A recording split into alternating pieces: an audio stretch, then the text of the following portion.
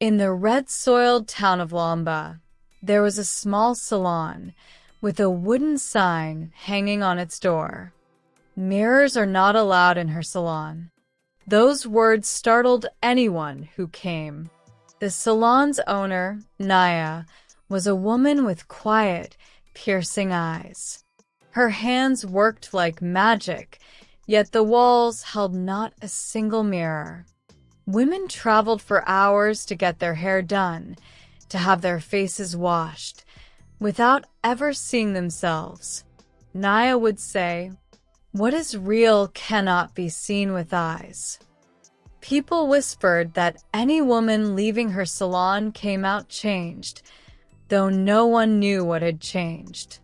And the strangest thing? Naya herself never stood before a reflection, ever. One day, a stranger woman appeared at the salon's door. Her name was Amara. Fear glimmered in her eyes, as if she had fled from something. She stepped inside and first noticed the sign. Mirrors are not allowed in her salon. Amara's lips trembled. "My hair. I only need the answer to a question," she said to Naya. Naya looked at her as if she had known her all along. "When is the last time you truly saw yourself?" she asked. Amara fell silent. Then she whispered, "The day my face was taken from me." The oil lamps on the walls flickered. Outside, the wind stirred, as if the earth itself was listening. For the first time, Naya felt her own fingers shiver, because Amara's voice sounded like her own past. In Lamba, there was a night that Naya never spoke of. It was a full moon, but its light seemed fractured. Naya was young then, her mother the town's most famous hairstylist, and their salon had mirrors everywhere. Walls, ceiling, even the doors shimmered with reflections. That night, a woman had come, jealous and furious. She looked into the mirror and screamed. People said the mirrors revealed a truth she could not bear, a truth her soul could not endure. The next morning, Naya's mother was found dead. All the mirrors in the salon were shattered, as if deliberately buried. That day, Naya swore, "Where my hands go, there will be no mirrors," because some truths must never be reflected. And now, years later, Amara's arrival had awakened that buried night. Amara sat in the wooden chair, her shoulders tense, as if carrying an invisible weight. Naya touched her hair and felt a jolt. It was as if the strands weren't hair at all, but memories. "Your hair remembers pain," Naya whispered. Tears slid down Amara's cheeks. "Every night I dream of a mirror, and someone else is staring back at me." The flame of the lamps flickered blue. The salon's air grew heavy, as if time itself had paused. Naya knew this was no ordinary fear. This was the shadow of reflection, a curse that touched only those who fled from their truth. She took an ancient comb from the wooden cabinet, carved with African symbols. "This comb doesn't style hair," Naya said. "It opens memories." Amara closed her eyes. Outside, the town bell tolled, and at that very moment, a faint reflection appeared on the salon wall, though there was no mirror anywhere. The faint reflection quivered on the wall, breathing as if alive. Naya froze. For the first time in years, she felt fear sink into her bones. "Don't open your eyes," she warned Amara. But Amara's body shook. "It's calling me," she said, her voice breaking. "It says I belong to it." The reflection on the wall slowly became clearer, a face, but not a full one. Half of it was Amara's, the other half belonged to someone old and wounded. Naya placed the ancient comb on the floor and whispered an old African chant, a spell passed down from mother to daughter. The flames flared, and the wind screamed. Then Naya realized the truth. This shadow was not Amara's.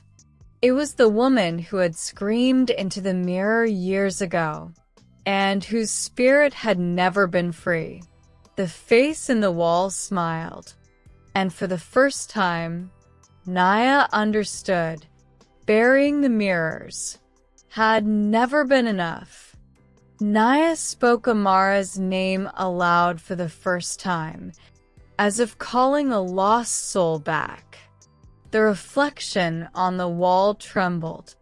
One by one, the lamps went out, and the salon was swallowed by darkness. Only one voice remained, a heavy, broken laugh. "Do not speak my name, Naya." The shadow whispered, "You know me. You refuse to recognize me." Naya's knees weakened. This curse was called Mirora, a spirit born when a woman hates her own true self, and a mirror traps that hatred. Amara screamed, "Why me? I did nothing." Tears welled in Naya's eyes. "Because the curse seeks an heir, and I never ended it." Suddenly, the reflection on the wall began to crack, and a hand emerged from the cracks. In that moment, Naya realized, if she didn't face the truth today, this salon would not be the only victim. The whole town of Lamba would become a reflection. Naya stepped forward, though her heart pounded like a drum. The shadow's hand was halfway out, and the wall seemed alive. "This city is not mine," Naya said firmly, "and neither is Amara yours." Mirora's laugh echoed. "Then whose sacrifice will you give, Naya? Hers or your own?" Amara opened her eyes. For the first time, there was no fear, only understanding. "If anyone must face themselves," she said, "it should be me." Naya held her hands. "No. The curse asks for truth, not bravery." Slowly, Naya removed the wooden amulet from her neck, the one her mother had given her before dying. It was the only thing that held the first mirror. Naya knew if it broke, Mirora would be free, and if it did not, the truth would remain buried forever. At that moment, Naya made her choice. Naya held the amulet tightly, her breaths heavy, as if all the weight of years had awakened in a single moment. "I never saved myself," she whispered. "I turned away from who I was." She dropped the amulet to the floor. A sharp light exploded. The salon walls melted into glass. The first mirror. Her reflection appeared, but the woman staring back was not who Naya expected. Fear was gone. In its place was deep sorrow, anger, and a silent scream trapped for years. Mirora shrieked, "For the curse does not survive in mirrors. It survives in denial." Naya blinked not once. For the first time, she truly saw herself. And as she accepted herself, the cracks spread through the mirror. Amara's hair shadow receded, and the wind scream turned to silence. but it was not over yet. For Mirora never dies. She only transfers. Suddenly, the salon was completely silent.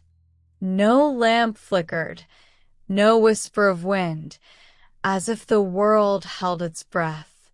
Amara sank to the floor, her hair lighter, as though years of burden had lifted. "Is it gone?" she whispered.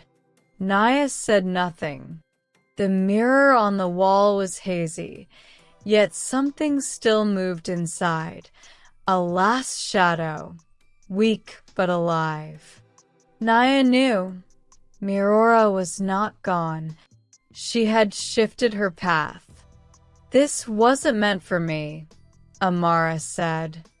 "It came to me because I was afraid to see myself." Naya looked at her and smiled for the first time. "And now, I won't run anymore," Amara said, lifting her head. At that moment, a new reflection appeared. Amara's, but this time, without a shadow. Naya felt peace. Yet in a quiet corner of her heart she knew, every curse leaves behind a guardian. And now, that guardian was Naya herself. The first light of morning fell on the red soil of Wamba, and the salon door stood open. The wooden sign still hung, but now it read, "Mirrors are allowed if you are ready." Naya stood by the chair. On the wall hung a small mirror. Not large, not shining, just honest. It did not make anyone beautiful. It only reflected truth. Women began to arrive. Some cried, some smiled, some were silent. Naya never forced anyone to look. She knew. Truth cannot be shown by force. Amara had left the town, leaving behind one line. "I didn't change my face. I left my fear behind." At night, Naya lit the lamp before the mirror for the first time. She saw herself and smiled. For now, the mirror was no enemy.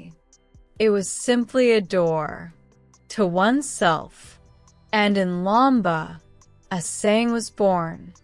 Where Naya's salon stands, reflections do not lie.